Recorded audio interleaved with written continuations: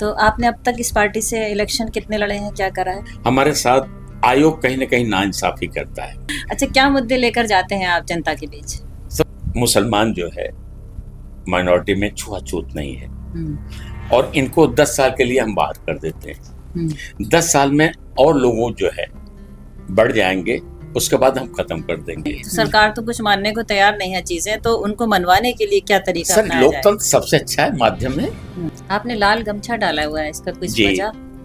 इसका मतलब है कि कुर्बानी, अच्छा, शहादत।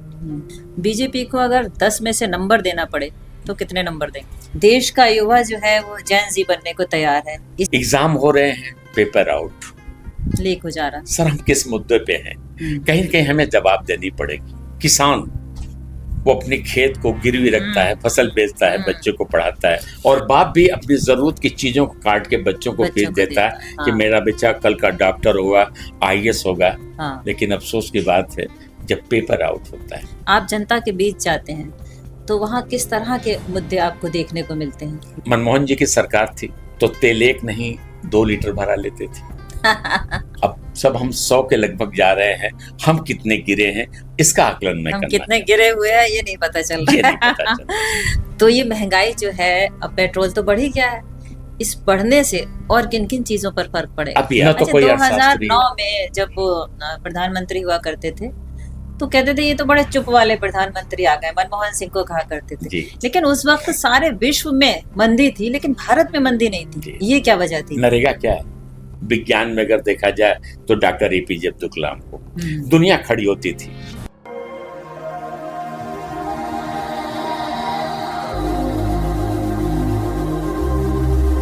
आज के पॉडकास्ट में आप सभी का बहुत बहुत स्वागत है। हमारे साथ हैं युवा जन क्रांति पार्टी के राष्ट्रीय अध्यक्ष नसीर इदरीसी साहब, और वो अपने नाम के आगे हमीद भी लगाते हैं क्योंकि वीर अब्दुल हमीद के शहर से आते हैं। वीर अब्दुल हमीद सभी जानते हैं कि उनको परमवीर चक्र मरणोपरांत मिला था और 1965 की जो लड़ाई थी हिंदुस्तान और पाकिस्तान की, उसी में वो शहीद हो गए थे। तो वैसे आप जौनपुर से आते हैं और जौनपुर की क्या क्या खास बात है और आपने ये पार्टी क्यों बनाई है, यही सब कुछ जानेंगे। बहुत बहुत स्वागत है आपका। पहले शुक्रिया टॉक टू शबनम में आपने मुझे स्टूडियो में बुलाया, मैं इसके लिए आपका एहसानमंद हूँ और आपका शहर को मैं सलाम करता हूँ। ये अदब लिहाज और उर्दू सरजमी की शहर है जहाँ पे क्रांति में देश में आपका शहर का बड़ा योगदान रहा है और यह शांति और अमन व अमान का शहर है जी। मैं मुबारकबाद देना चाहती हूँ। उसके बाद आपने मेरे बारे में जो पूछा तो मैं बता दूं कि मेरा एजुकेशन इलाहाबाद विश्वविद्यालय में रहा। वहाँ हमने जब भारत की राजनीति में और आज़ादी में इलाहाबाद का एक बड़ा अहम भूमिका थी, तो मैंने शिक्षा के साथ साथ वहाँ की परिवेश में पला और बढ़ा। मैंने ये महसूस किया कि खासतौर से मुस्लिम माइनॉरिटी में राजनीति के प्रति चेतना बहुत ही कम है। अब वो बड़ा उदास सा है। यही सोचकर पार्टी बनाई थी? जी, इसी को सोच के हमने सोचा कि हम कुछ ऐसा करें ताकि मैं उस परिवार से भी हूँ, वीर अब्दुल हमीद से, कि उन्होंने जो कुर्बानी दी, देश में एक पहचान दी। बिल्कुल। मैंने सोचा कि उस परंपरा को आगे बढ़ाने के लिए और हम पूरा योगदान अपनी जो है देश में एक स्वच्छ एक ईमानदार राजनीतिक पद्धति को शुरुआत करने के लिए मैंने प्रयास किया।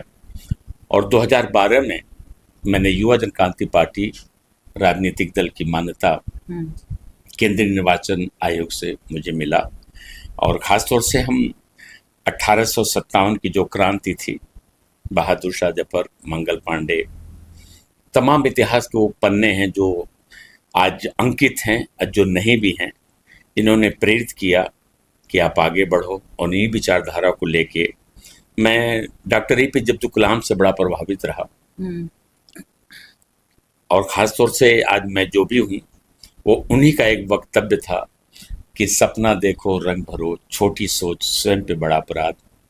इस विचारधारा को आगे बढ़ाते हुए शबनम जी ने मैंने लिखा कि कोशिश करो आसमान छूने की, चाँद तुम्हारे कदमों के नीचे होगा, आओ हम एक प्रयास करें, आसमान मेरे कदमों के नीचे होगा। तो आपने अब तक इस पार्टी से इलेक्शन कितने लड़े हैं, क्या करा है? जी, मैं तो अभी स्वयं नहीं लड़ा, पार्टी के लोगों से प्रयास हमने किया हम्म, और अंत में पहुंचते पहुंचते कहीं न कहीं जो मैं ये तो कह सकता हूं कि हम्म, जो व्यवस्था दी गई है, हम्म, संविधान ने हमें दिया हाँ, है, कहीं न कहीं वो पालन नहीं हो पाता। हम्म, हम जितने भी राजनीतिक पंजीकृत दल हैं, हमारे साथ आयोग कहीं न कहीं नाइंसाफ़ी करता है। जैसे हम 10 प्रस्ताव लेके गए तो 2 को रोक दिया जाता है। पर्चे में कहीं न कहीं कोई खामियाँ निकाल के हमें बाहर कर दिया जाता है। लेकिन हमने भी प्रयास सदैव करेंगे और करते रहेंगे। हम्म। एक दिन तो ज़रूर मौका मिलेगा। शिकायत निर्वाचन आयोग से कर रहे हैं? जी हाँ, साहब। चूँकि इसलिए कि आप मुखिया हैं, पारदर्शिता तो होनी तो चाहिए। सारा और देश मेरा चाहता है। कहना है जी। कि जिस तरह से हम आईएएस का फॉर्म, पीसीएस का फॉर्म, मेडिकल किसी बिल्कुल। भी तरह से ऑनलाइन भरते हैं, तो हम लोगों को भी दे दिया जाए ऑनलाइन, हाँ।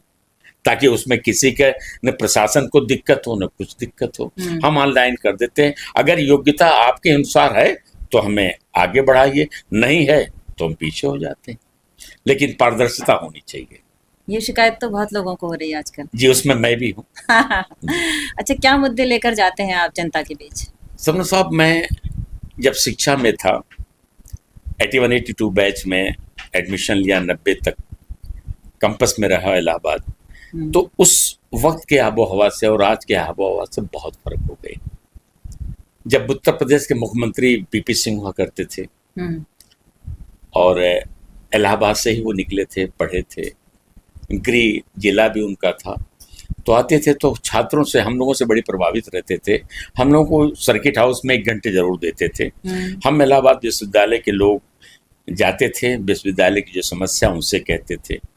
आपने राजनीति वहीं से शुरू की? जी छात्र? जी, छात्र संगठन से ही रहे। अच्छा। हमारे अगर राजनीति में कह लीजिएगा, हमारे जो सीनियर थे वो एक तो चंद्रनारायण त्रिपाठी, चंदू भैया नहीं रहे, वो हाई कोर्ट में जॉइंट सेक्रेटरी इलाहाबाद यूनिवर्सिटी के रहे। ईश्वर ने कोरोना के पहले वो चले गए। और एक हमारे जो कह लीजिए कि प्रेरित करते हैं, हमें कई चीज़ों को बताते हैं, वो मिस्टर यूबी प्रधान जी हैं, जो कभी कई चीज़ें मैं उनसे सीखता हूँ। और जब मैं मेडल हिस्ट्री मुझे रीता बेगुड़ा जी पढ़ाती थी, हेमवती नंदन बेगुड़ा की बेटी, जो संसद होम मिनिस्टर भी रही हैं। ऐसे परिवेश में पला कि मुझे एक जिज्ञासा हुई कि नहीं, हमें भी यहाँ कुछ करना चाहिए। ख्वाहिश थी कि हम आईएएस बने, देश की सेवा करें, लेकिन हमने सोचा कि नहीं, अब हम कार्यपालिका का अंग न बन के हम विधायिका का अंग बनेंगे और नौजवानों को एक दिशा देंगे। तो ये सारे काम करने की जब आपने सोची, विचारधारा लेकर आप जब लोगों के बीच गए, तो आपको रिस्पांस क्या मिला? अच्छा मिला। और खास तौर से इस मुल्क में अगर सर्वे कर दिया जाए सब, मेरे हिसाब से तो शायद 10,000 में एक व्यक्ति मिले जो कह दे मैं संविधान देखा हूँ। संविधान का किताब, बातें बहुत होती हैं और कहीं ना कहीं राजनीतिक दलों से मेरी शिकायत है कि संविधान तो दिखाते हैं बंद, लेकिन संविधान को वो खोल के नहीं दिखाते कि उसके प्रियम्बुल में लिखा क्या है। आप लोकतंत्र के हम 75वें साल से आगे बढ़ रहे हैं, लेकिन आज संविधान में जो समता, समान अवसरवाद, पंथ निरपेक्ष का जो वाक्य है सर, आज उसमें बहुत हम पीछे में हैं। जैसे उसने कहा कि समान अवसर, संविधान की उद्देशिका में ये है समान अवसर, प्रियम्बुल में जो कहता है समाजवाद, जैसे एक रोटी है, अगर 4 है तो 4, अगर 5 है तो 5 रोटी करिए। समान अवसर की बात है कि 5 साल में अगर लोकसभा का चुनाव होता है तो संविधान के हर जाति धर्म के लोगों को उसमें सम्मिलित होने का मौलिक अधिकार संविधान देता है। जैसे मैं आपको बताऊं कि 543 लोकसभा की सीट 22% आरक्षण में 120 सीटों में मुसलमान, क्रिश्चियंस, जैन और पारसी नहीं जा सकता। हम आपसे पूछना चाहता हूं, क्या उसकी गलती है? आइए उत्तर प्रदेश में हम 403 उत्तर प्रदेश की सीट है, 22% आरक्षण के हिसाब से 90 सीटों पे तालाबंद है। अच्छा। देश में माइनॉरिटी जो अल्पसंख्यक कहा गया वो 5 है। जो सबसे अधिक बड़ी तादाद है माइनॉरिटी की, मुस्लिम है, सेकंड है ईसाई है, जैन है, बौद्ध है। तो इन लोगों में आप जब इंदिरा जी की गोली मारी गई, उनको खुश करने के लिए सिख माइनॉरिटी को उसमें सम्मिलित कर दिया गया अनुसूचित जाति के श्रेणी में। फिर जब बहुजन का जन आंदोलन चला, मानवर काशीराम जी ने इसको जब चलाया, तो उस समाज को खुश करने के लिए बौद्ध समाज को ला दिए। भाई बौद्ध समाज भी माइनॉरिटी है और सिख समाज भी है। तो हम ये सोचते हैं कि जो हमें 3 समाज को बाहर रखा गया है, खासतौर से मुस्लिम, क्रिश्चियन और जैन, पारसी, आखिर इन्हें कब मौका तो देंगे? यही बात एनआरसी सीए में भी था, ये जी। सारे लोग बाहर थे। हाँ जी, मैं वो चक्कर उनका अपनी पार्टी का है, वो अलग है, वो एनआरसी में क्या करते हैं क्या नहीं करते, लेकिन मेरा संविधान के मुताबिक ये मेरा अधिकार बनता है कि उसे मुझे मिले। तो अगर आपको ये अधिकार नहीं मिलता तो इसके लिए आपकी पार्टी क्या कर रही है? मैं विगत कई सालों से इसकी एक घटना आपको मैं लेके चलता हूँ। 1950 में संविधान 10 अगस्त 1950 को नेहरू जी सदन में एक अध्यादेश लेके आते हैं और उसमें कहते हैं कि मुसलमान जो है माइनॉरिटी में छुआछूत नहीं है और इनको 10 साल के लिए हम बाहर कर देते हैं। 10 साल में और लोगों जो है बढ़ जाएंगे, उसके बाद हम खत्म कर देंगे। लेकिन उस 10 साल को बढ़ाते बढ़ाते आज 75 साल हो गया। बीच में मेरी सरकार से मांग है कि अगर जिस तरह से, जिस कंडीशन में बौद्ध को आप लेके आए, जिस कंडीशन में सिख भाई को लेके आए, उसी कंडीशन में मुसलमान, क्रिश्चियंस, जैन, पारसी को भी तो लेके आए ना। हम भी तो उसी देश की आजादी के अंग है ना, हमने भी कुर्बानी दी है ना। ऐसा तो नहीं कि मेरा योगदान नहीं है। तो सरकार तो कुछ मानने को तैयार नहीं है चीजें, तो उनको मनवाने के लिए क्या तरीका सर, अपनाया लोकतंत्र सबसे अच्छा है माध्यम है। लोकतंत्र, हम समाज के बीच में जा रहे हैं। जंतर मंतर पे हम कई राजनीतिक दल हैं जो वहां जाते हैं और उस दिन अपना हम विरोध पटल पे रखते हैं जंतर मंतर पे कि ये मेरी आशा है, ये आकांक्षा है, इसे एक नहीं एक दिन मुझे उम्मीद है कि सरकार जरूर पूरा करेगी। आपने लाल गमछा डाला हुआ है, इसका कुछ जी, वजह? इसका मतलब है कि कुर्बानी, अच्छा। शहादत। ये लाल जो है शहादत का प्रतीक है। हम 1857 के क्रांति के जनक बहादुर शाह जफर, मंगल पांडे, भगत चंद्रशेखर, अशफाकुल्लाह खां, वीर अब्दुल हमीद, इन लोगों की जो शहादत है, कई लाख लोग शहीद होते हैं, उनकी विचारधारा को हम ये अपनाए हैं, लाल गमछे हैं, ताकि उनकी शहादत, उनकी विचारधारा को समाज के पटल पे रखना है। बीजेपी को अगर 10 में से नंबर देना पड़े तो कितने नंबर देंगे? वैसे आपने बहुत अच्छा प्रश्न पूछा, क्योंकि ये सब्जेक्ट से कहीं दूर भी है। मैं तो उनको नंबर नहीं दे सकता हूँ, क्योंकि उनका अपना अपना विचारधारा है, क्योंकि हम आकलन भी नहीं कर सकते। हाँ, तो कुछ अच्छाई बुराई तो बता नहीं, सकते? लेकिन एक चीज आकलन मैं कर सकता हूँ, उनको मैं मुबारकबाद दे सकता हूँ। हाँ। नरेंद्र मोदी जी को मैं तहे दिल से शुक्रिया अदा करना चाहता हूँ 2 कामों के लिए। एक तो क्रांति के जनक बहादुर शाह जफर की मिट्टी जो रंगून में है, आप वहां गए, गुलपोशी किए, ये मुझे बहुत अच्छा लगा कि कम से कम उस इतिहास की मान्यता को आपने आगे बढ़ाया, जो वतन के लिए सब कुछ कुर्बान कर दिया। जो उन्होंने लिखा वहां पे, एक वाक्य छोटा से बता दें आपको। लॉर्ड हडसन ने कहा कि 10 लाख पाउंड ले लो, उस लाल किले पे झंडा टांगने दो, तो बहादुर शाह जफर ने कहा कि नहीं, बल्कि बहादुर शाह जफर को लॉर्ड हडसन कहता है कि दम में दम नहीं, खैर मांगो जान की, ए जफर अब तंग हो चुकी तेग हिंदुस्तान की। तो जफर ने कहा, फिरंगी सुन, जब तक बू रहेगी गाजियों में ईमान की, तख्त लंदन तक चलेगी तेग हिंदुस्तान। आखिर में बाकी बहुत घटना हुई, स्टार्ट में बताना चाहता हूँ। जब इनको काल कोठरी में रखा गया रंगून में, तो उन्होंने अंग्रेजों से कहा तो मुझे कागज और कलम दे दो, तो उन्होंने नहीं दिया। तो कोयले से लिखा दीवारों पे कि लगता नहीं दिल मेरा उजड़े दयार में, एक पल भी सुकून मिला ला मकान में, कितना बदनसीब है जफ दफन के लिए कि 2 गज जमीन कोई मिल लिया। एक तो पहला नेताजी सुभाष चंद्र बोस ने कहा था, जब देश की आज़ादी के लिए आप जापान जा रहे थे रंगून से होते हुए, जहाँ पे प्लेन क्लैश होती उनकी मुलाकात, फिर वो मिलते नहीं है, कहाँ गए, कैसे, हाँ, किस नहीं हालत पता। में रहे।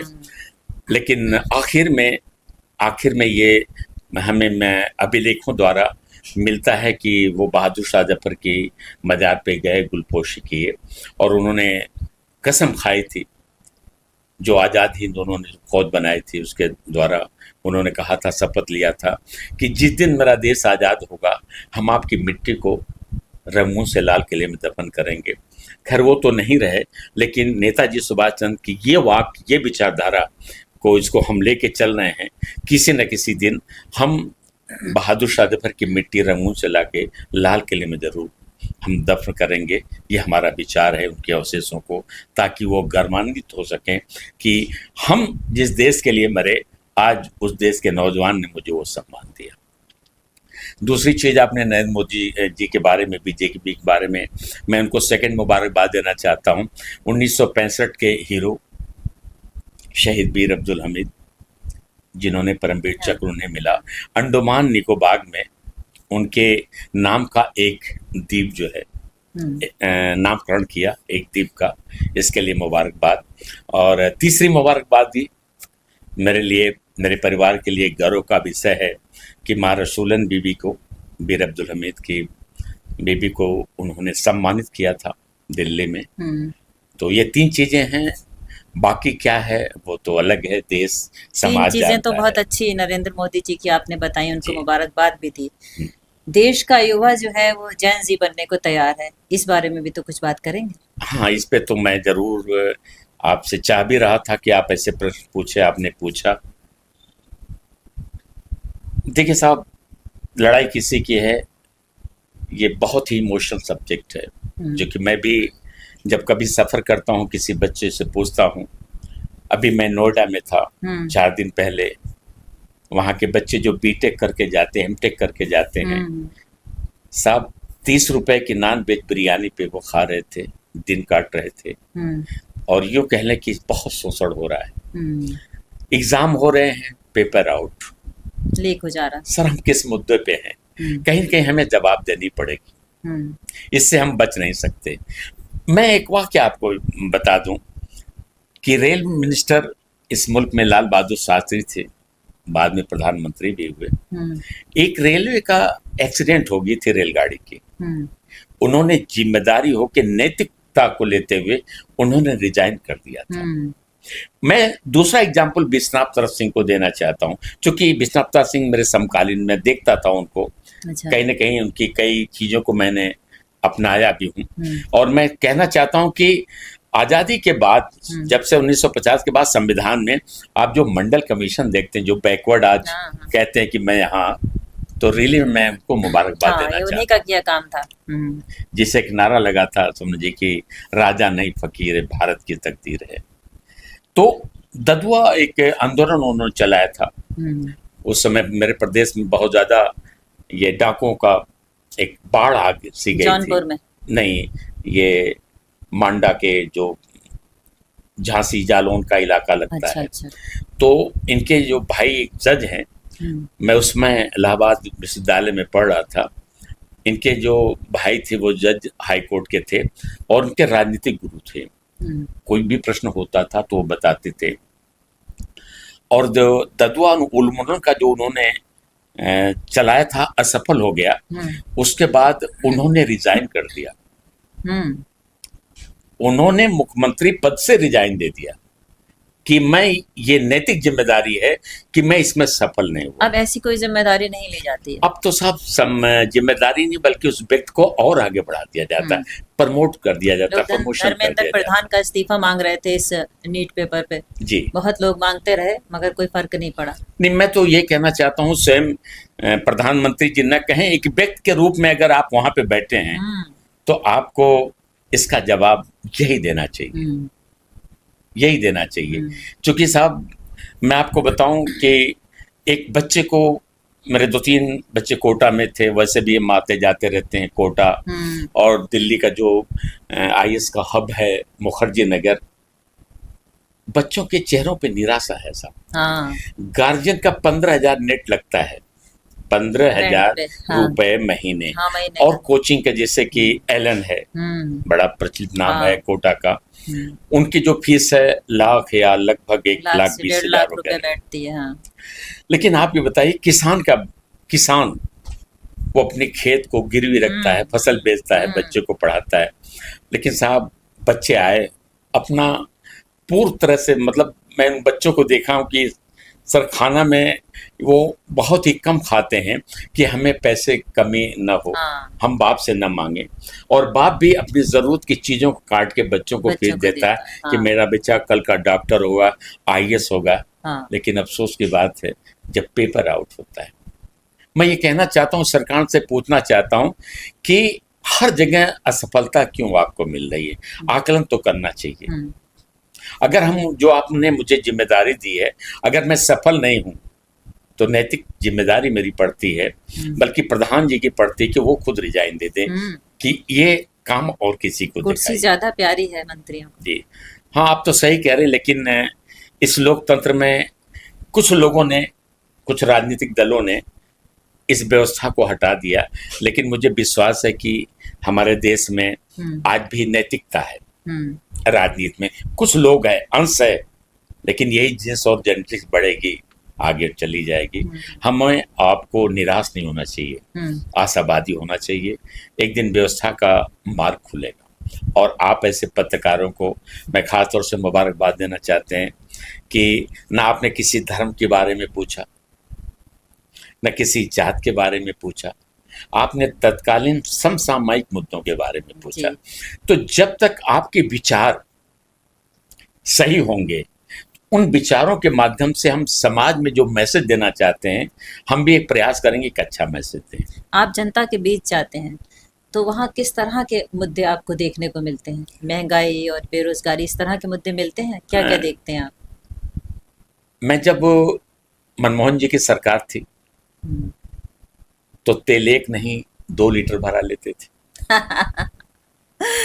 लेकिन ये सरकार आई तो तेल भराने के बाद मीटर देखता हूँ, कोशिश करता हूँ अगर 1 किलोमीटर 2 किलोमीटर बिना गाड़ी से जाना हो, तो हम बिना गाड़ी से चले, पैदल चलना शुरू कर दिया जाए। जी हाँ, सेहत के लिए अच्छा जी जी सेहत के लिए तो अच्छा नहीं है, उन व्यक्ति के लिए अच्छा है जो कहते हैं, क्योंकि किसी भी देश का सबसे बड़ी कीमत उस समाज के लोगों के समय की होती है। वही कह रहे हैं कि ये जो युद्ध चल रहा है ईरान में और इस तरह से सारी इन चीजों का असर हमारे पेट्रोल पे, हमने कुछ नहीं किया।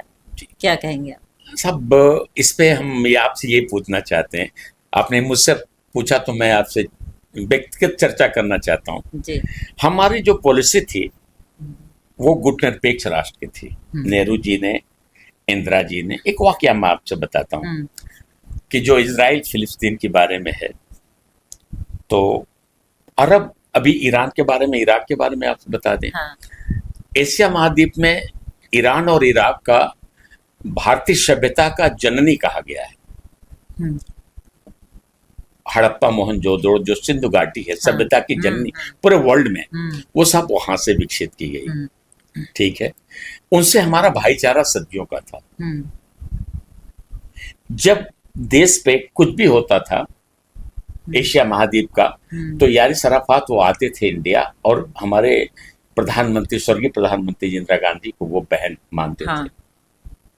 ये परंपराएं रही। इजराइल के बारे में, इजराइल जैसे लोग चल रहे हैं, उससे हमें इजराइल से क्या लेना देना।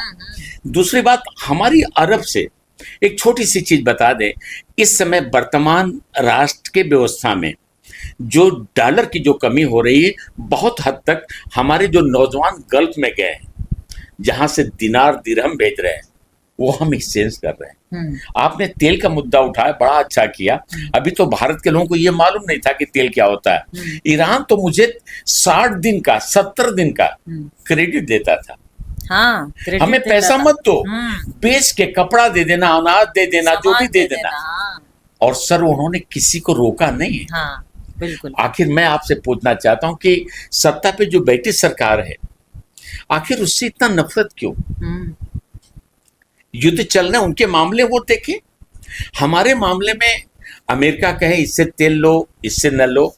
ये जिस दिन मैं मीडिया के रूप से सुना और प्रधानमंत्री जी चुप है, तो कहीं ना कहीं मुझे दिली बहुत तकलीफ हुआ कि जो हमारे प्रधानमंत्री जी 18 घंटे काम करने वाले हैं, जो उनके कई भाषण आ रहे हैं कि जिस देश की डॉलर गिरता है वो देश सरकार गिरती है।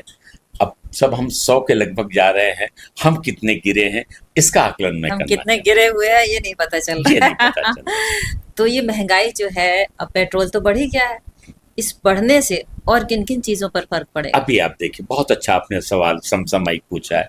पहले तो यूरिया पे पड़ेगी जो किसानों को हम देते हैं, एल्युमिनियम पे पड़ेगी, कई धातु मिनरल ऐसे हैं। हमारे पास है क्या ये बताएं आप?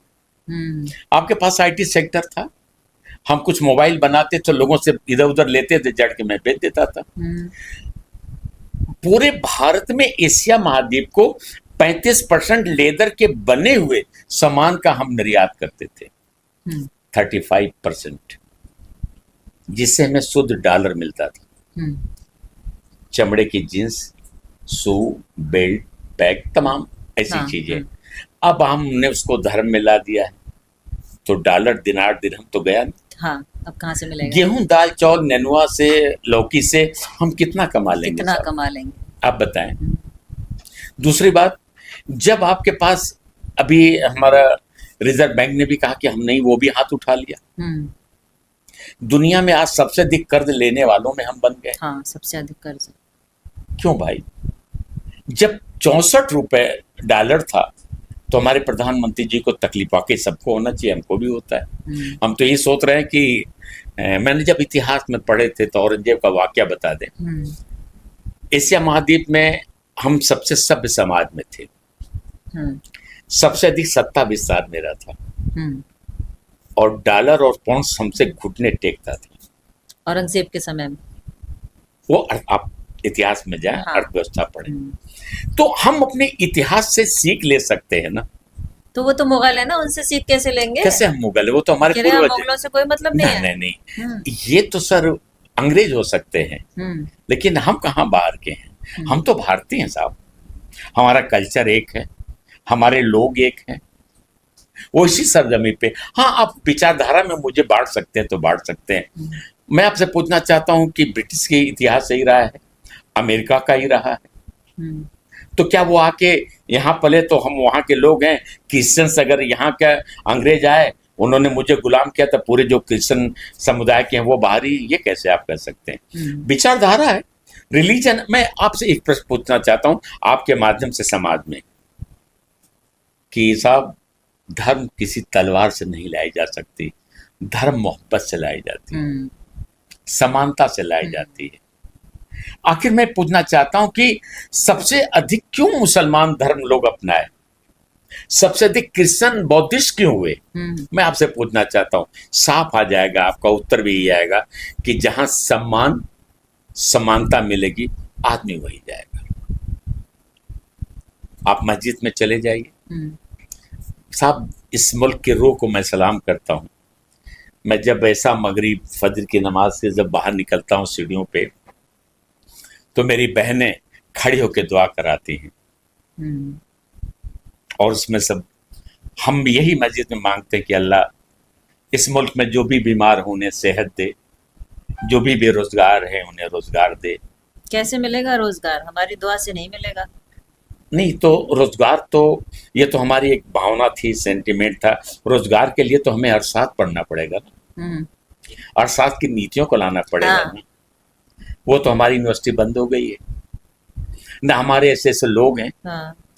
न तो अच्छा, कोई 2009 में जब वो प्रधानमंत्री हुआ करते थे तो कहते थे ये तो बड़े चुप वाले प्रधानमंत्री आ गए, मनमोहन सिंह को कहा करते थे। लेकिन उस वक्त सारे विश्व में मंदी थी, लेकिन भारत में मंदी नहीं थी। ये क्या वजह थी? नरेगा क्या है? हाँ, नरेगा। आपको ऐतिहासिक हाँ, तथ्यों ये पे, बात सही कही आपको आपने। ऐतिहासिक तथ्यों पे लेके जी। चलते हैं। लखनऊ की भूल-भुलैया आपने सुना होगा, जिस प्रदेश में आप रह रहे हैं। हाँ। सिराजुद्दौला ने हम्म। जब उस वक्त अकाल पड़ गया था, हम्म। तो सिराजुद्दौला ने कहा कि हम कैसे दे अपने, अगर ऐसे देंगे अनाज तो आलसी हो जाएगी। हम्म। तो वो भूल-भुलैया का निर्माण करते थे, फिर रात में गिरा देते थे, अच्छा। फिर वो काम करते थे धीमे-धीमे। और ये भी बता दें आपको, वो ईरानी पैटर्न पे है। एशिया की सबसे बड़ी छत है। जब मेरे पास कुछ भी नहीं था, तब उन्होंने आविष्कार किया था। उसी से कहीं हमें लग रहा कि मनमोहन सिंह साहब, भाई उनकी क्या शान है, दुनिया उनको सलाम करती है। विज्ञान में अगर देखा जाए तो डॉक्टर एपीजे अब्दुल कलाम को दुनिया खड़ी होती थी। मैं आपको बताऊं कि यूनेस्को में, संयुक्त राष्ट्र संघ में जब आप नंबर आता था तो वहाँ जैसे 10 दिन प्रोग्राम चलना है तो वो लिस्ट निकलती थी किनका किनका कब स्पीच होगा। अच्छा। तो डॉक्टर एपीजे अब्दुल कलाम या मनमोहन सिंह के सुनने के लिए उस दिन सारे लोग उसमें हाल में आ जाते थे कि आज कुछ नई चीजें मिलेगी। और वैसे भी बता दें, मेरी अम्मी कहती थी कि जो कम बोलता है वो काम ज्यादा करता है, और जो ज्यादा बोलता है वो काम नहीं करता। यही हो रहा है देश में। बोला ज्यादा जा रहा है, काम कम किया जा रहा है। कैसा भारत आगे आपको दिख रहा है? फिलहाल मैं भारत को, भविष्य को देख के कभी बहुत निराश में चल रहा हूँ, इसलिए कि सरकार की कोई ऐसी नीतियां नहीं है कि अपने आने वाली जो पीढ़ी है, यूथ है, उसके लिए कोई प्रोग्राम। कहीं न कहीं सर, मैं धर्म को मानता हूँ, लेकिन एक सीमा के बाद, लेकिन उसके बाद धर्म हमारे जीवन की जीने की पद्धति होती है, लेकिन विज्ञान हमारे जीवन को आसान करती है। जब तक वैज्ञानिक ढंग से हम यूथ को आगे नहीं लेके आएंगे, समाज में एक मैसेज नहीं देंगे, तब तक हम आगे नहीं बढ़ पाएंगे। ये मेरा अपना आकलन है। हमें यूथ को आगे बढ़ाना पड़ेगा, चाहे जिस सेक्टर में। हमें ज्यादा से ज्यादा फ्री पूंजी उसे देनी पड़ेगी। आप ये बता दें कि किसी भी देश का सबसे अच्छा बजट वो माना जाता है जो एजुकेशन, एग्रीकल्चर और आविष्कार पे खर्च हो। दुनिया का सबसे खराब बजट वो माना जाता है जो सैन्य पे खर्च हो। अब आप बता दीजिए, शिक्षा पे आप कितना खर्च करते हैं? पूरे बजट का 10% भी नहीं खर्च करते, क्या मिलेगा? कौन सा आप आविष्कार करेंगे? ये सब रोडें बना देने से नहीं कुछ बनती। आप देखिए दुनिया, चाइना को देखिए। मैं तो साहब सलाम करता हूँ। मैं जब भी पढ़ता था तो दुनिया में 2 ही बिगेस्ट पॉपुलेशन के देश हैं, एक भारत और चाइना। लेकिन चाइना की व्यवस्था देखिए, इकोनॉमी देखिए सर, उसने जो कुटीर उद्योग डेवलप किया, आज दुनिया का सबसे अधिक मोबाइल उसके यहाँ बनते हैं। बिल्कुल। चिप्स आप हर गाड़ियों में जो लगते हैं, करीब मैं 1 साल पहले की आपको बताता हूँ, वो किसी वजह से चिप बनना कुछ दिक्कत आ गई थी। मारुति सी कंपनियां गाड़ी बन के खड़ी हो गई थी महिंद्रा की, कि वो चिप्स लगे तो गाड़ी शोरूम बाहर लिया जाए। इतना इंपॉर्टेंस है। लेकिन हम इस पे नहीं दे रहे जी। इस पे हमें आगे बढ़ाना चाहिए। आपकी पार्टी है तो 27 में आप इलेक्शन लड़ेंगे, गठबंधन में लड़ें या अकेले लड़ें वो बात का मैटर है, लेकिन जनता के लिए क्या करेंगे अगर आप सत्ता के भागीदार बनते हैं तो? पहले तो जो मैं सोच है, मेरा जो चुनाव एजेंडा है वो है कि न्यायपालिका पे विशेष ध्यान देना। बिल्कुल। न्याय तर्क संगत हो, वो व्यक्तिगत आपका न हो, संवैधानिक संगत हो, संविधान क्या कहता है। दूसरा, एजुकेशन पे मुझे विशेष ध्यान देना है। ठीक है। नौजवानों में जो बेरोजगारी और निराशा है, हमें इसे कम करना है। किसानों को हमें उनको आर्थिक और इमोशनल, चूंकि जय जवान जय किसान ये नारा है हमारे लाल बहादुर शास्त्री जी का। जिस देश में किसान खुशहाल नहीं है, उस देश की अर्थव्यवस्था सुधार असफल होती है। तो उनके लिए विशेष खाद पानी, उनके बच्चों को जो है ऐसा वो चलाया जाए ताकि कम से कम साधन में उनके बच्चे भी बराबरी में पढ़ सके, अच्छे विश्वविद्यालय में वो जा सके। ये होगा। और यूथ के लिए मैं यही कहना चाहूँगा कि अनुशासित होके आगे बढ़े। जब वो निराश हो तो नेहरू जी की डिस्कवरी ऑफ इंडिया और डॉक्टर एपीजे अब्दुल कलाम की आपके माध्यम से मैं देना चाहता हूँ बिल्कुल। कि उनकी 2 किताबें जरूर पढ़े जो मैंने पढ़ा हूँ। पहला है अग्नि की उड़ान और दूसरा है रामेश्वरम से राष्ट्रपति भवन तक। ये किताब जरूर पढ़ेंगे।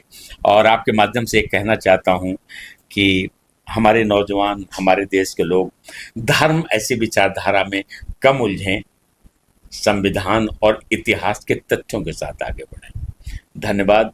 बहुत और मैं आपको शुक्रिया अदा करना चाहता हूँ आपके टीम के साथ, और मैं उम्मीद करना चाहता हूँ कि आपका आने वाला भविष्य अति उत्तम हो। इसी तरह से विचारधाराओं को आगे ले चलें। शुक्रिया।